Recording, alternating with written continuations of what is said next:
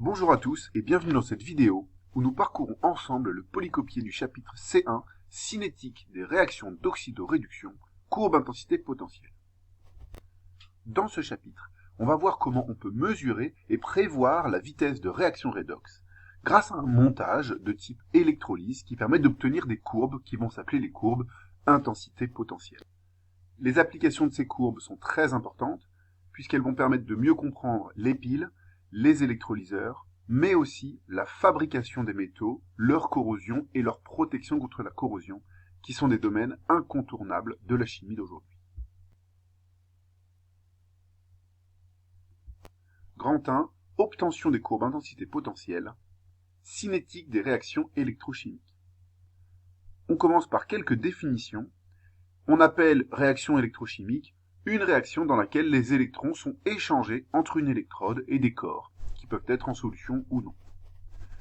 Autrement dit, à l'électrode, il peut se produire soit une oxydation, donc un réducteur se transforme en oxydant, soit une réduction, un oxydant gagne des électrons et se transforme en réducteur.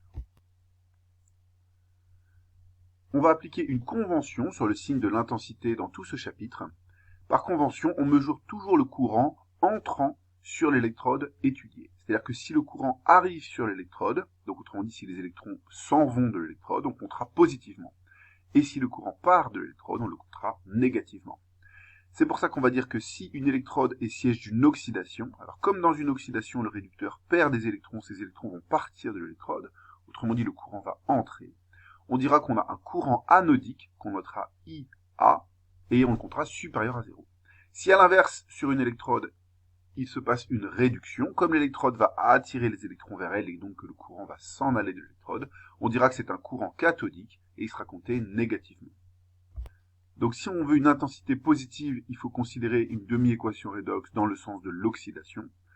Et dans ce cas, on peut faire un lien entre la vitesse de la réaction et l'intensité du courant.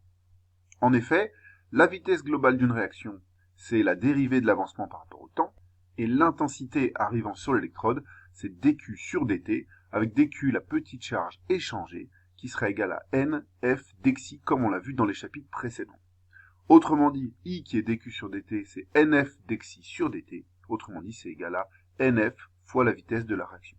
On voit qu'il y a un lien direct de proportionnalité entre l'intensité arrivant sur l'électrode et la vitesse de la réaction d'oxydation. Alors ici, on a considéré une vitesse globale, mais souvent, comme vous l'avez vu dans les précédents chapitres de cinétique, on considère par exemple une vitesse volumique, qui sera 1 sur le volume dxi sur dt. Alors ici, comme on travaille à l'interface métal-solution, on va rarement travailler avec des vitesses volumiques, on va souvent travailler avec des vitesses surfaciques, qui seront définies par vitesse surfacique égale 1 sur la surface de contact entre l'électrode et la solution, donc 1 sur S fois dxi sur dt.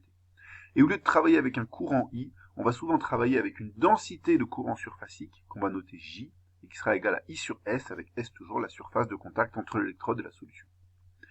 Si on avait la formule I égale NFV, on pourra dire que I c'est NF fois la surface S fois VS, ou alors J égale NFVS. Petit 2, montage expérimental pour tracer des courbes intensité potentielle. Pour tracer une courbe intensité potentielle, comme il faut relier une évolution du potentiel à une évolution de l'intensité, on va utiliser un montage de type électrolyse auquel on va rajouter des instruments de mesure. Le montage électrolyse, c'est un générateur qui va pouvoir donner une rampe de potentiel qui va être connectée entre deux électrodes, l'électrode de travail qui peut être en platine si on s'intéresse à des couples en solution, mais qui peut aussi être un métal si on s'intéresse directement au couple de ce métal. Et puis une électrode auxiliaire, qu'on va appeler la contre-électrode, et qui, elle, est souvent en platine, puisqu'on ne va pas vraiment s'intéresser aux réactions qui se produisent sur elle. Donc il faut qu'elle soit inerte. Donc, finalement, ça, c'est le montage de base d'une électrolyse, un générateur reliant deux électrodes. Pour pouvoir mesurer le courant qui passe lorsqu'on fait une rampe de potentiel avec ce générateur, on met un ampèremètre en série.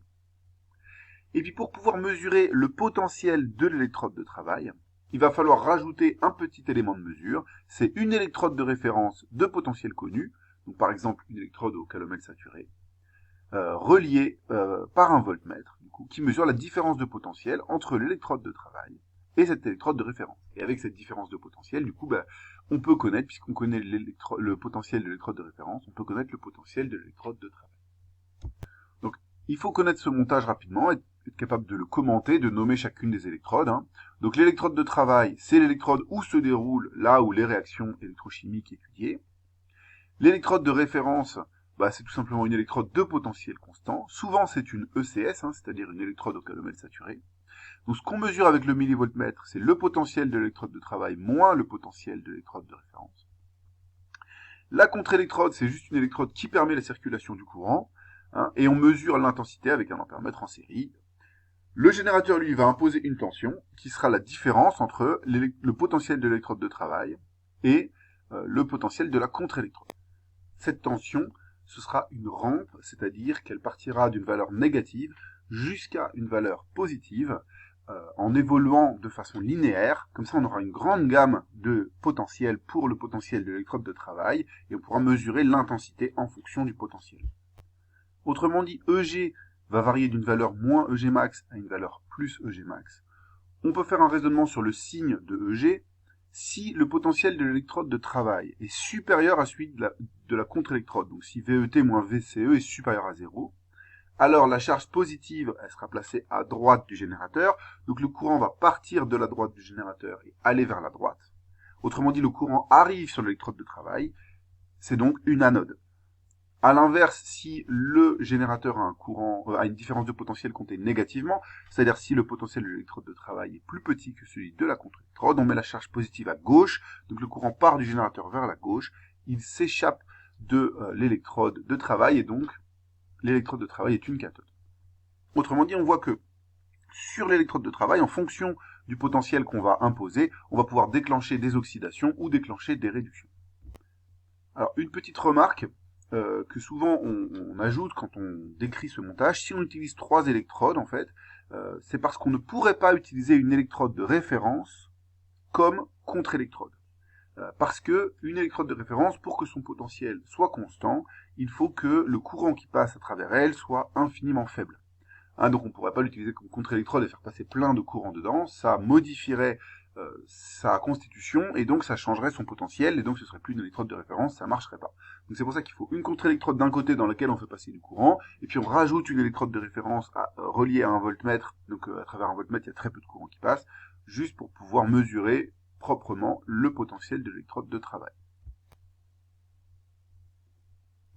Grand 2, étude des courbes intensité potentielle. Maintenant qu'on a vu par quel montage on pouvait les tracer, analysons ce que l'on obtient lorsqu'on fait différentes expériences. Petit 1, système rapide. Les systèmes rapides sont les systèmes les plus simples, donc on va commencer comme cela. Imaginons que on fasse une courbe intensité potentielle avec une solution d'ions Fe2+, et Fe3+, de concentration égale, par exemple égale à 1 10-1 mol par litre. Donc autant d'Fe2+, que d'Fe3+. À l'aide du montage à 3 électrodes, on fait une rampe de potentiel, et on essaye de voir quelle est l'intensité passant dans l'électrode de travail en fonction du potentiel qu'on lui impose. Expérimentalement, on va voir que quand l'intensité est égale à 0, c'est-à-dire quand aucune réaction électrochimique finalement ne se produit sur l'électrode de travail, ça correspond pile au potentiel de 0,68 volts. Et 0,68 volts, c'est le potentiel standard du couple Fe3+, Fe2+. Par contre, si le potentiel de l'électrode de travail est supérieur à 0,68 volts, là il y a un courant positif qui circule dans l'électrode de travail, autrement dit, on obtient une réaction d'oxydation. Et plus le courant est grand, plus cette réaction d'oxydation est rapide. Et puis si le courant est inférieur à 0,68 volts, et ben là on observe un courant négatif, donc cette fois il se produit une réduction, et plus le courant est bas par rapport à 0,68 volts, plus cette réduction est rapide, puisque l'intensité est de plus en plus grande dans les valeurs négatives. Donc là on retrouve bien le fait que le potentiel du couple Fe2+, Fe3+, il obéit à la formule de Nernst. La formule de Nernst qui dit que le potentiel à l'équilibre, c'est E standard plus 0,06 log de Fe3+, sur Fe2+. Et comme ici, Fe3+, et Fe2+, sont tous les deux la même concentration, du coup, le potentiel à l'équilibre, c'est le E standard. Et le E standard, c'est 0,68 volts. Donc on retrouve bien le fait que à l'équilibre, c'est-à-dire quand il ne se passe rien, on est pile à 0,68 volts. Puis on voit que si on dépasse 0,68 volts, alors, donc si on est pile à 0,68 volts, I égale 0, il n'y a pas de réaction. Ça correspond bien à ce que l'on connaissait avec les lois de la thermodynamique. Si par contre on est au-dessus de 0,68 volts, l'intensité est positive, on observe donc une oxydation. L'oxydation, ce serait la réaction Fe2+, donne Fe3+, plus électron. On dira que l'électrode est une anode, et sur le diagramme, on peut écrire que sur cette vague de courant positif, eh bien Fe2+, se transforme en Fe3+. A l'inverse, si on est donc sur un potentiel inférieur, l'intensité est négative, on observe une réduction, la réaction qui passe de Fe3+, à Fe2+. L'électrode est une cathode, et sur le diagramme, on va écrire les choses Fe3+, donne Fe2+. Donc concrètement, sur le diagramme, vous pouvez écrire les choses comme ça. Voilà, ce qu'on a l'habitude de faire, c'est vraiment écrire la transformation, pas vraiment l'équation bilan entière, mais juste le réducteur devient l'oxydant. Et puis ici, l'oxydant devient le réducteur. Et vous voyez, au niveau de la flèche, ici, on fait aller la flèche vers la gauche, dans le sens de la réduction, pour dire plus les potentiels iront vers la gauche, plus cette réaction se fera. Alors qu'ici, on fait vers la droite, puisque plus les potentiels vont vers la droite, plus la vitesse de cette oxydation sera grande. En termes de vocabulaire, on constate que dès que le potentiel s'écarte légèrement du potentiel d'équilibre, l'intensité augmente fortement avec ce couple. C'est ce qu'on appelle un couple rapide, c'est-à-dire il suffit d'avoir une petite différence de potentiel par rapport au potentiel d'équilibre pour que tout de suite la réaction se produise avec une vitesse notable. Les couples rapides, en général, ils correspondent à des réactions redox qui ont des changements de structure faibles. Typiquement, Ag plus Ag, Zn2 plus Zn. Ça, c'est des changements de structure très faibles puisqu'il y a juste un échange d'électrons, mais il n'y a pas besoin de créer de nouvelles liaisons, de faire des oxydations complexes. Le couple H plus H2, également, il est très simple puisqu'il y a création d'une seule liaison. Il peut être rapide quand il est sur une électrode sur laquelle la formation de H2 est facile, comme par exemple une électrode de platine-platine. Une remarque à bien comprendre, c'est que la courbe intensité potentielle que l'on a vue, elle varie en fonction des concentrations en Fe2+, et en Fe3+. Ici, on avait pris deux concentrations égales, donc le potentiel d'équilibre, c'était le E standard, donc 0,68 volts. Imaginons maintenant qu'on prenne une solution qui contienne des ions Fe3+, à la concentration de 1 mol par litre, et des ions Fe2+, à la concentration de 1,10-2 mol par litre. Alors selon vous, qu'observera-t-on? Si vous voulez, je vous laisse le temps d'y réfléchir en mettant pause sur la vidéo. Je vais donner le résultat dans quelques instants.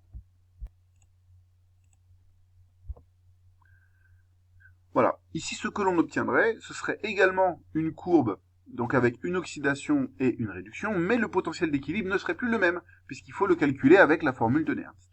Et la formule de Nernst nous dirait que E à l'équilibre, c'est E standard plus 0,06 fois log de Fe3+, sur Fe2+. Ici, comme Fe3+, sur Fe2+, ça vaudra 10 puissance 2. On aura E standard plus 0,12, donc le potentiel d'équilibre, ce sera 0,80 volts. Autrement dit, on aura eu un décalage de la vague d'oxydation, de la vague de réduction et du potentiel d'équilibre. Alors imaginons maintenant qu'une solution ne contienne que des ions Fe2+, à la concentration C standard, donc imaginons 10-1 mol par litre, et pas du tout d'ions Fe3+. Alors selon vous, qu'est-ce que l'on observera? Je vous laisse mettre pause et je donne le résultat dans quelques instants. Ici, ce que l'on observera, c'est qu'il n'y aura pas la vague de réduction, puisqu'il n'y a pas d'ion Fe3+, à réduire présent en solution, on aura juste une vague d'oxydation. Et cette vague d'oxydation, au lieu de commencer à 0,68 volts, eh bien, elle commencera avant, puisqu'il n'y a pas d'ion Fe3+, en solution, finalement, le potentiel d'équilibre, on ne peut pas vraiment le calculer, mais on sait que c'est comme si Fe3+, était très très petit, donc comme si le potentiel d'équilibre, eh bien, automatiquement, il était très petit devant 0,68. Donc dans le cas d'une solution qui contiendrait des ions Fe2+, mais pas d'ions Fe3+, on obtiendrait une vague d'oxydation qui commencerait avant, et puis pas de vague de réduction. Le potentiel du début de la vague, on peut aussi l'appeler le potentiel seuil. On reverra ça plus tard. Enfin, si la solution ne contient que des ions Fe3+, à une concentration C0 par exemple 10-1 mol par litre, selon vous, qu'observera-t-on? Je vous laisse mettre pause sur la vidéo. Donc ici, à l'inverse, s'il n'y a que des ions Fe3+, eh bien, on n'aura pas la vague d'oxydation, on n'aura que la vague de réduction, et on l'observera à un potentiel qui démarrera au-dessus de 0,68, puisqu'il y a très très peu d'ions Fe2+, voire pas d'ions Fe2+. Une compétence importante qu'on verra dans ce chapitre, c'est être capable, quand on vous décrit un système, de prévoir quelles seront l'allure de la courbe intensité potentielle qu'on pourrait tracer si on la traçait. Donc là, par exemple, c'est ce qu'on a fait dans cette petite application.